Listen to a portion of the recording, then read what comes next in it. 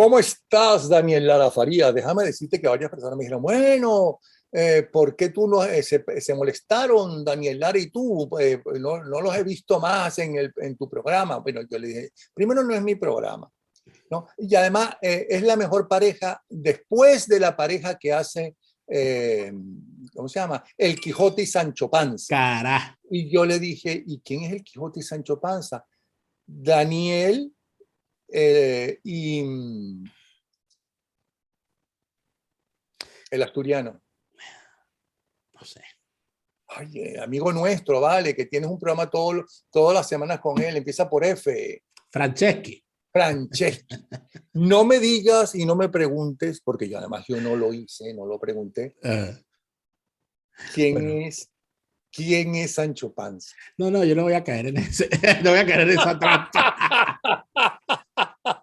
No, no voy a caer en esa trampa. Pero además este Sancho Panza es más simpático, aunque también el otro era simpático que aquel del Cisco Kid. ¡Oh, Cisco! ¡Oh, Pancho! Bueno, mira, fue una semana y unos días un poco agitados, así especialmente para la banda de Miraflores y así los es. Bolichicos, por lo que está pasando Así es. internacionalmente, Uh-huh. aunque ya hace pocas horas atrás se anunció que el Pollo Carabajal, ¿no?, ha logrado nuevamente retrasar su extradición a los Estados Unidos mínimo 40 días más. Pero bueno. Pero no importa cuánto lo retrase. O sea, yo siento que el Pollo Carvajal está en el mismo momento en el que estaba el protagonista de la película El Séptimo Sello, jugando ajedrez con la muerte a ver si retrasa el momento final, ¿no?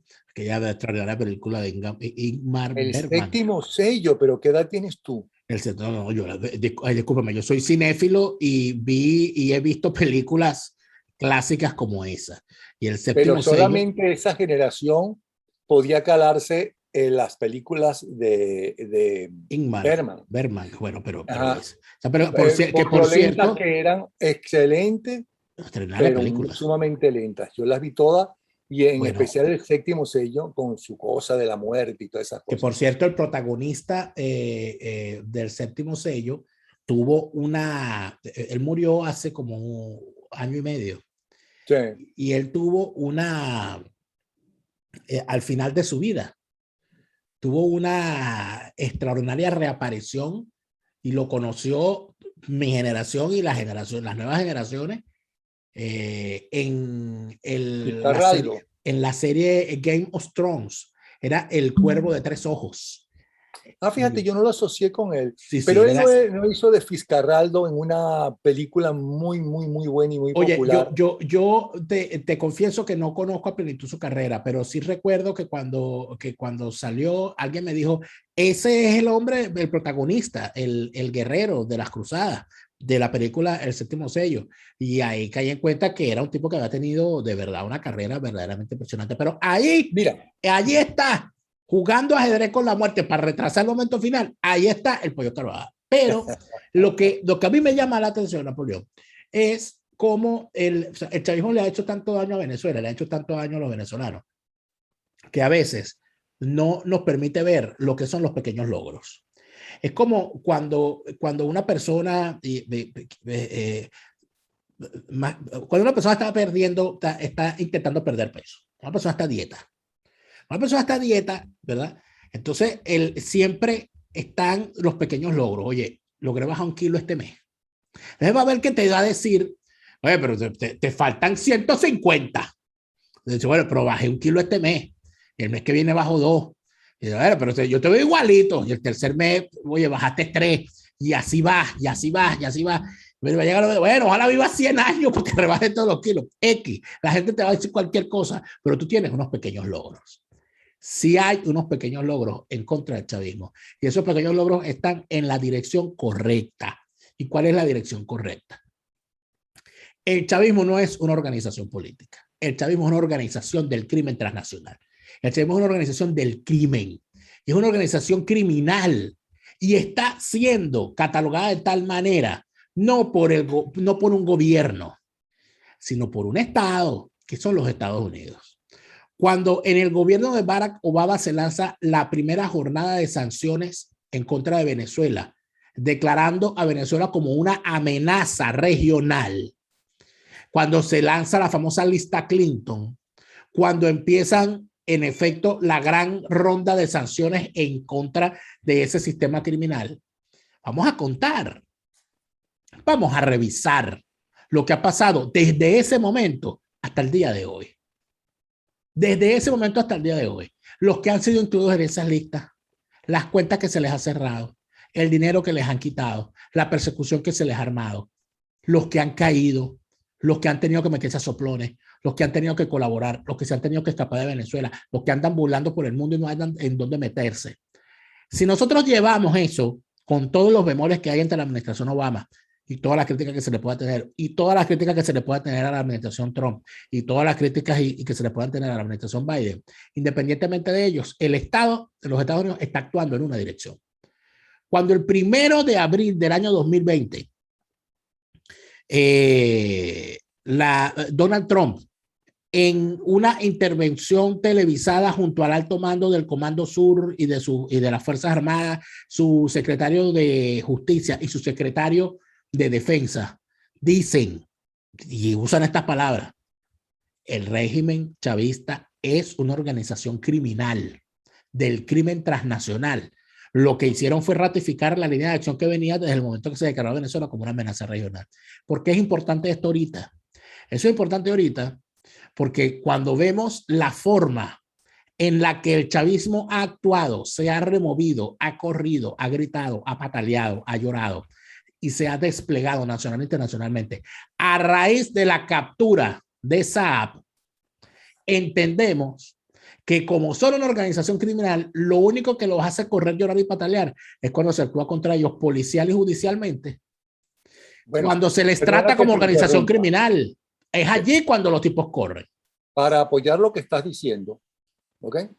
En los 3 más recientes programas que he tenido esta misma semana, uno con Calderón Berti, otro con Salas Romer y un tercero.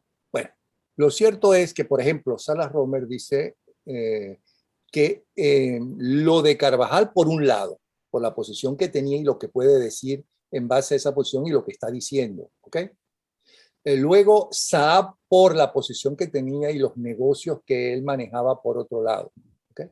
Posiblemente a la Corte Penal Internacional, pero ahora se le agrega Otoniel, el alias Otoniel, que lo hicimos con lo hice con un militar colombiano, Marulanda. Sí. ¿Okay? La gente no entiende que internacionalmente, ¿no?, es más lento que la gente pueda comprender y los dirigentes inclusive puedan comprender hasta qué punto es verdad todas las barbaridades que se dicen que hace esta banda de delincuentes. Hasta ahora habían sido tratados como políticos malos, dictatoriales, no sé qué, y que se puede llegar a un acuerdo con ellos. Pero que todas estas declaraciones que van a suceder ahora en la justicia norteamericana, en un estado diferente, y en la Corte Penal Internacional, ¿okay?, van a reafirmar a las potencias internacionales, incluyendo Rusia y China, ¿no?, que son un peligro internacional.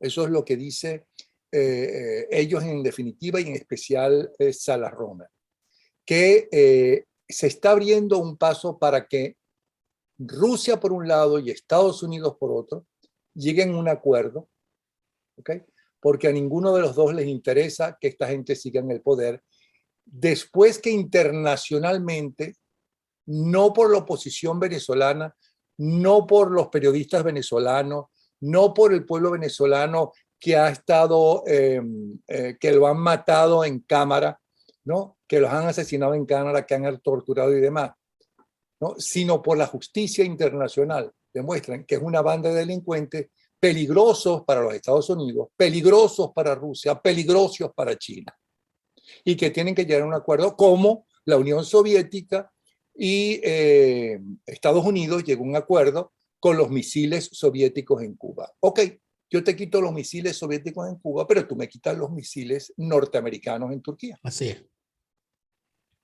Sí. Y no tuvimos tercera guerra mundial que No, estuvimos y otro a punto de compromiso. desaparecer. No, y el compromiso más importante fue que no se invadiera Cuba. Y que no se intentara derrocar al gobierno de Fidel Castro. Yo creo que fue un compromiso aún más importante porque le permitió a Fidel Castro convertirse en el dolor de cabeza bueno, del continente. Pero eso... Sí, también colaborar, porque ese tipo sí era inteligente, colaborar con la CIA en cosas que No, no, no le afectaban a él. yo estoy convencido que el mejor colaborador que ha tenido la CIA en su historia ha sido Fidel Castro. Fidel Castro fue capaz de radicalizar a unos tipos que le eran incómodos a la CIA y para darle la oportunidad a la CIA de pegárselos.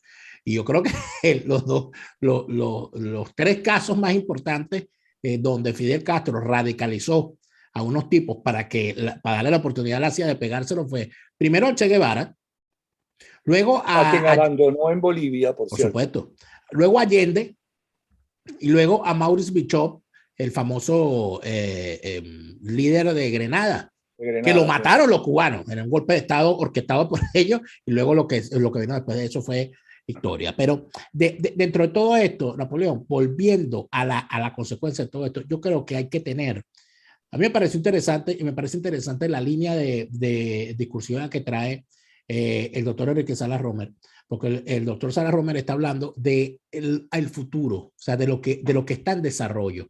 O sea, aquí viene una cosa en desarrollo y hay un ciclo en desarrollo. Él sitúa el desarrollo en 2024. Siente que el 2024 es un año clave, es un año donde van a haber definiciones, sin hacer predicciones, porque uno no es astrólogo, pero de alguna manera estudiando la historia se llega más o menos a las definiciones. Yo estoy convencido de que todo esto tiene significaciones que van concatenadas con cosas que han pasado ya y con cosas que van a pasar en el futuro. Por ejemplo, es imposible hablar de la caída del Pollo Carvajal y de la caída de Saab sin hablar de las caídas previas y de la colaboración previa de personas como Eladio Aponte, Rafael Icea, John Christopher Figuera y Eber García Plaza. Sin hablar de la caída del Tuerto Andrade, es imposible hablar de la caída de estos tipos. Porque en efecto, el sistema judicial de los Estados Unidos da suficientes, o sea, da una serie de incentivos para hacer un soplón que ninguna persona que haya delinquido sin fuerza ideológica en sus delitos se niega a colaborar. Si estuviésemos hablando de un fanático, como por ejemplo, en el caso de los juicios de Nuremberg, para todo lo que hemos estado habituados con eso, la actuación de Hermann Göring cuando es juzgado frente al tribunal de Nuremberg, ¿cuál fue? Nada, él se defendió hasta el final se suicida, pero él se defendió hasta el final ideologizado, porque los crímenes que él había cometido eran con pedo absolutamente ideológico y él no se iba a arrepentir de su ideología. Él sentía que él era un perseguido político y que se le estaba juzgando por lo que él pensaba, no por lo que había hecho. En el caso de estos tipos, no pueden alegar eso, porque Saab no puede decir que él es revolucionario y que no puede hablar en nombre de Marx, no puede sacar, qué sé yo, ninguna doctrina, como no lo puede hacer Tuerto Andrade, como no lo puede hacer Carvajal, como no lo puede hacer Ramírez, porque ellos en realidad no, los crímenes de los cuales se les acusa no están movidos por el ejercicio del poder político, sino están movidos por su raigambre criminal, por su enriquecimiento y por sus ganas de asesinar gente. Bueno, y ya Carvajal en las últimas horas, eso lo sacamos hoy, creo que yo lo subí en Twitter, tiene la lista completa, entregó, y ahí se puede leer, con nombres, primer nombre, segundo nombre cuando lo tienen y apellido, de toda la banda, ¿no?, que está alrededor y que hace negocios, ¿no?, de Maduro, Diosdado, el de la defensa y todos ellos. Ahí están todos los nombrecitos, una larga lista de todos esos delincuentes. ¿Cuándo cae Aponte y empieza a colaborar con los Estados Unidos? Velázquez Alvaray, Rafael Licea, ¿cuándo caen? Creo que estando todavía, o sea, estamos hablando de casi 10 años. Y mira todo el agua que ha corrido y mira todo lo que ha pasado. Si echamos un cálculo, vemos que han ocurrido cosas, como por ejemplo, el pase casi que a retiro, o por lo menos la entrada en el más bajo perfil de un personaje como Tarek El Aissami, que revela muchas cosas. Número uno, lo sacan de la vicepresidencia ejecutiva. Punto. Lo sacaron de ese cargo. Ya eso es importante. Pero número dos, es que el tipo le bajan el perfil por completo. Lo que revela que en realidad el tipo se está cuidando muy bien sus pasos, que muy probablemente tenga un problema de logística en cuanto a su seguridad, de confianza en cuanto al entorno, de confianza en cuanto a la lealtad que pueda tener el sistema para poner en un momento en que las cosas se muevan. Eso es importante. Muchísima gente se pregunta en estos días, ¿qué es de la vida de Iris Varela? Porque la tipa está como muy callada. La tipa no habla, le cortaron la lengua, la tipa que hablaba hasta por los codos. O sea, hay una serie de personajes que se metieron al bajo perfil y que prefirieron, yo no voy a hablar ahorita, yo mejor no hablo. Esas cosas tienen un porqué. Estos tipos se cayeron y ellos saben que van a colaborar. Todo lo que está haciendo, además de eso, el grave error que está cometiendo hasta el momento, porque esto es importante, que todo malandro es, por definición, al final, una máquina de cometer errores. Por eso es que los agarran. Pero además de eso, les pasa algo en especial. Que cuando ven que la cosa es en serio y que las acciones van en serio, su forma de responder normalmente es a través de la acción violenta. ¿Qué acción?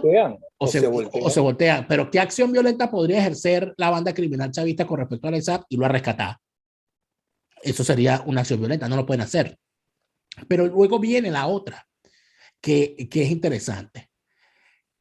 El chavismo fracasó en esa gran campaña internacional para posicionar a Saab como un preso político del nivel de este señor Julian Assange o del nivel de el otro que está en Rusia, Edward Snowden. Ese fracaso fue tan garrafal, los tipos no lo lograron, porque no lograron posicionarlo, ni con todo el dinero que pudieron regalar en todo eso. Eso revela que ya el chavismo no tiene el músculo que tenía antes para posicionar temas. Por ejemplo, lograron, y por cierto, con una pequeña ayuda de sus amigos falsarios y prostibularios, colocar al gobierno interino como un fake. Claro, la gran culpa la tiene el propio gobierno interino, pero eso lo lograron prender rapidito, con la ayuda del aparato de desinformación ruso, con la ayuda de los aparatos de información europeos que nunca reconocieron a Guaidó como presidente interino, sino que lo llamaban el autoproclamado. Eso nunca lo pudieron tumbar en el gobierno interino. Y por supuesto, luego con sus acciones y con sus errores, más bien ratificaron la locura. Ellos eso lo lograron. Con Saab no lograron posicionarlo de esa manera, no lograron esa campaña, no lograron ni siquiera el efecto de que sí logró Leopoldo con Lilian llorando por él, que intentaron hacerlo con la esposa de Saab y no lo lograron. Sería bueno que contraten a Lilian de asesora para que le enseñe cómo es la cosa, cómo hacer la cuestión, etc., y quizá le va a ir mejor. En medio de todo eso, y cuando se avanza en el desarrollo del asunto, el tipo cae preso y los tipos lo siguen defendiendo en público. Lo siguen defendiendo en público. Y siguen en eso, y siguen diciendo que eso es un secuestro, que eso es una cosa así.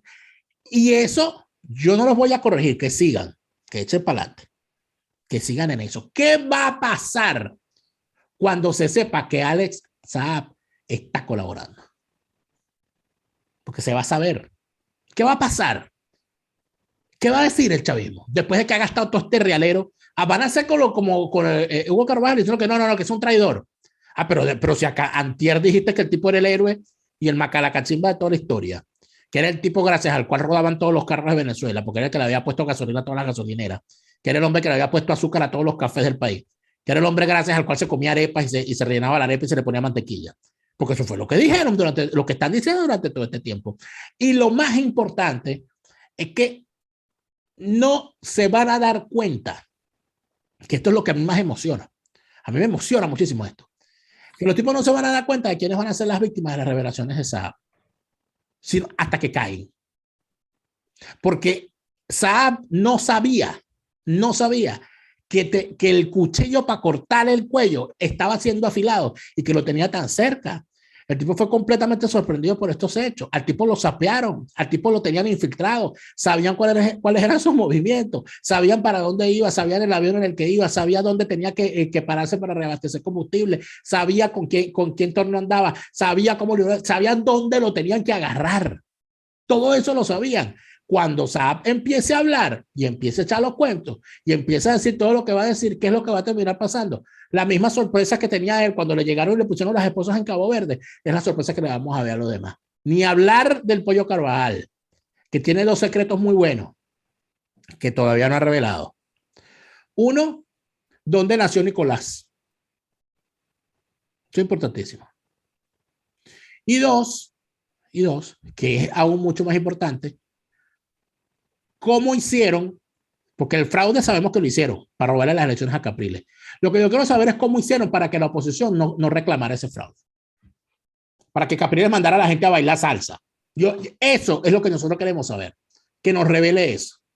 Estoy esperando, tengo cotufa bastante aquí guardada. No, ¿por qué se cayó Capriles? Porque Capriles sí empezó denunciando que le habían robado las elecciones. Y de repente, salió del país a decirlo y de repente algo pasó. Algo pasó. Bueno, ¿qué pasó? Pasó Carvajal. Pasó Carvajal. Él es el que nos puede decir todo esto. Además de esto, Napoleón, hay otra cosa. El tema de la muerte de Chávez. Ya aclaró que cuando murió realmente Chávez. Bueno, ¿no? bueno, mira, eso el año anterior. Bueno, ya va. Espérate, porque hay que aclararlo. Espérate, porque eso no es verdad. Ha surgido una información que no tiene base ni tiene sustento, donde alguien poniendo la foto del Pollo Carvajal dijo que Chávez se había muerto en diciembre y que le habían hecho eutanasia y que le habían amputado una pierna. Eso el Pollo Carvajal no lo ha dicho. Ojo, yo no estoy diciendo ni que sea verdad ni que sea mentira. Lo dicen es que eso el Pollo Carvajal no lo ha dicho. Revisen su página web, en ninguna parte aparece. Revisen las declaraciones ante el juez, en ningún momento él ha hablado de la muerte de Chávez frente al juez. Revisen su Twitter, en ninguna parte lo dice. Al contrario, en el Twitter del Pollo Carvajal, el único momento en el que él habla de la muerte de Chávez después de haber seguido ya del chavismo, después de haberse escapado, él en su Twitter indica que Chávez sí murió, dice él, yo no lo creo, que Chávez sí murió el 5 de marzo y que murió en Caracas. Eso es lo que él dijo en su momento. ¿Ha dicho algo distinto? Yo no tengo constancia, nadie tiene constancia de eso. Es una cosa que lanzaron por las redes sociales y no existe. Pero independientemente de eso, lo que tiene que decir de ese periodo en el que Chávez se enferma, desde el momento en que se enferma hasta el momento que se muere, lo que ocurrió en esos aproximadamente 2 años, porque fue desde el 2010, ¿no? Hasta el 2013, 2000, por ahí, 2011, 2000. Todo lo que ocurrió en ese periodo son importantísimas revelaciones. Cómo se manejaron los hilos del poder, por qué escogieron a Maduro, quién lo escogió, por qué se pasó por encima de la nacionalidad de Maduro, quién escondió los datos de su nacimiento y de su nacionalización, por qué razón se impuso a Maduro por encima de otros personajes en el camino, cuánto costó eso, por qué el tipo decide irse para Cuba, cómo se manejó el caso en Cuba. Todas esas cosas revelarían muchísimo de los intríngulos de ese entramado criminal y del por qué está ocurriendo hoy lo que está pasando. Eso lo sabe el Pollo Carvajal. Yo creo que el Pollo Carvajal inclusive sabe más de lo que él mismo cree. O sea, hay cosas que deben haber escuchado, que se deben haber hablado. ¿Qué dijo Diosdado cuando se enteró que el presidente iba a ser Maduro? ¿Cómo se lo dijeron? ¿Quién se lo dijo? ¿De qué manera? ¿Qué se conversó? ¿Qué se negoció allí? ¿Qué se negoció de las posiciones que iban a tener los que quedaron fuera de la rosca cuando nombraron a Maduro? ¿Qué se negoció con ellos? ¿Qué se pactó allí? ¿Qué se pactó para el futuro? ¿Qué se decidió con respecto a la familia de Chávez? ¿Qué se decidió con respecto a todos los demás? ¿Qué se decidió con respecto a las Fuerzas Armadas? Todas con respecto a Cuba.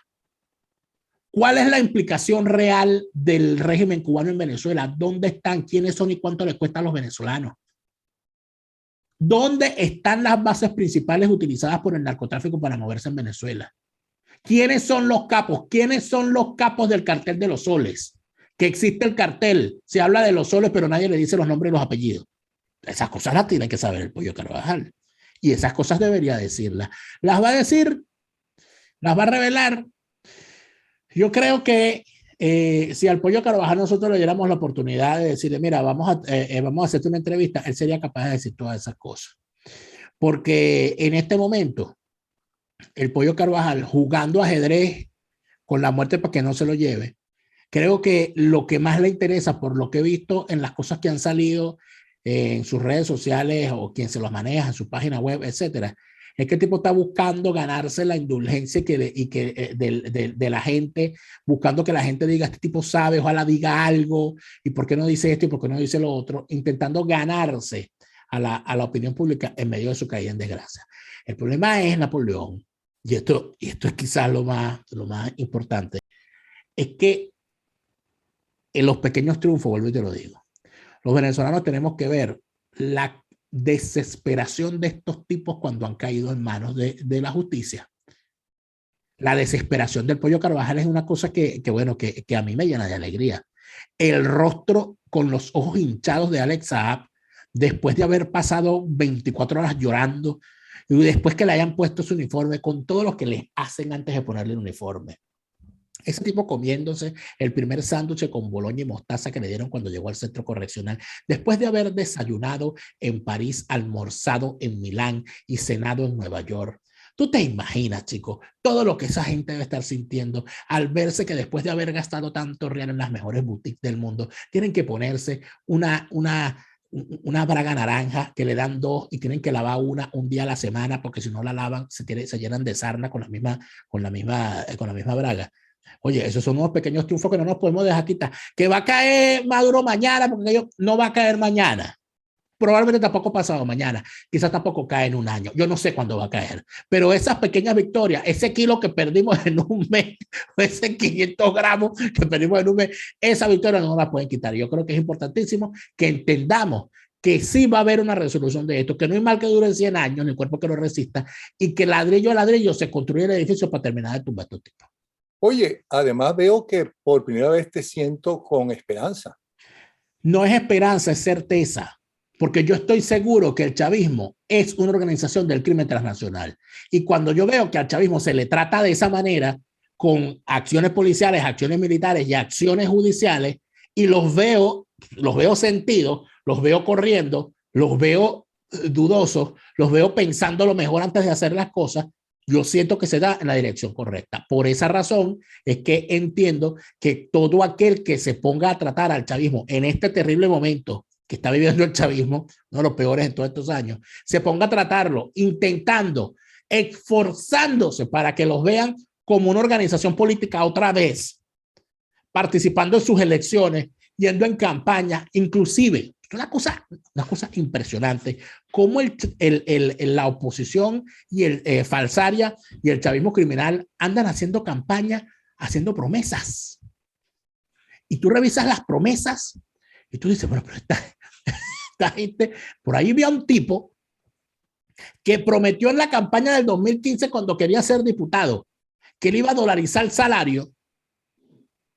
Ahorita lo vi ofreciendo su campaña para ser alcalde, que si él llega alcalde va a abrir unas casas de cambio, pero no para que tú cambies bolívares en dólares, sino para que los billetes de $100 los puedas cambiar en billetes de $1, para que no tengas problemas con el vuelto.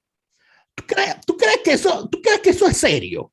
¿Tú crees que cuando el chavismo está acorralado por la justicia internacional, es serio que estos politicastros falsarios y prostibularios, en vez de estar machacando todos los días que son unos criminales, porque eso es lo que se hace en una campaña, los tipos lo que están diciendo, yo voy a abrir una casa de cambio de billetes para que usted pueda, no tenga problemas con el vuelto. ¿De qué estamos hablando? Estamos hablando, estimado Napoleón, ya para concluir, y para no seguirte agobiando con estas cosas, que esa oposición falsaria y prostibularia no es otra cosa que el cortafuego que evita que la justicia internacional y las acciones policiales contra esa organización criminal avance y los achicharre. Cuando nosotros nos demos cuenta de eso y empecemos a tratarlos a todos como lo que son, veremos al chavismo achicharrarse muchísimo más rápido. Bueno, muchísimas gracias, Daniel. Ya gracias a ti, Napoleón. Entonces a Daniel Lara Farías, que vuelvo a repetir, quiero agradecerle que nos ayuda casi todos los fines de semana para que podamos revivir uno de los micros más interesantes sobre la historia de Venezuela que se han hecho en el país. porque estaba escrito por Herrera Luque, Francisco Herrera Luque, y además ha actuado por las más importantes figuras de la radio y televisión venezolana, y no solamente actores, también en los grupos como Rajatabla, o animadores como René Tolina, o como Martínez Alcalá, o Gilberto Correa, que también trabajaron allí. De verdad que muchísimas gracias, Daniel. ¿Okay? A Un ti, abrazo y Napoleón. nos vemos la semana que viene. Así será.